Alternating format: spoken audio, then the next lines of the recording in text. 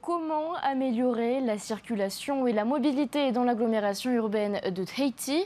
C'est un casse-tête pour les gouvernements successifs. Le ministère des Transports prévoit de multiples aménagements sur les 5 années à venir. On fait le point avec Athéna Milcam. Doublement du tourne à droite au carrefour de l'avenue Pouvana à Oopa.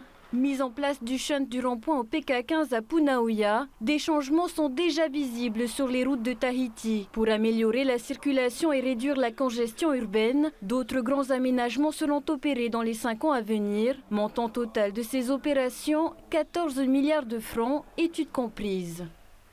Ce sont des projets qui ont à la fois pour vocation de fluidifier la circulation routière, mais également d'améliorer la mobilité des habitants en promouvant des modes de transport alternatifs à la voiture particulière qui sont à la fois plus économiques, plus écologiques, mais qui favorisent également la santé publique et qui facilitent le déplacement de nos jeunes qui aujourd'hui n'ont pas beaucoup d'alternatives pour se déplacer. Dans la capitale, on annonce la création d'une passerelle au-dessus de la rivière Tiperui. Elle intégrera la zone mixte piétons-cyclistes qui sera aménagée à partir du rond-point de Hawaii et le parking de la Maison de la Culture. Plus globalement, l'aménagement de pistes cyclables sur 15 km entre Papeete et Pirée est à l'étude. S'y ajouteront des voies réservées aux bus entre Autumoro à Punaoya et le rond-point du Rimapa à Roué. Les automobilistes pourront stationner leurs véhicules en dehors de la capitale, dans des zones dédiées et emprunter les transports en commun. En centre-ville, le giratoire de la présidence sera réaménagé en un carrefour à feu.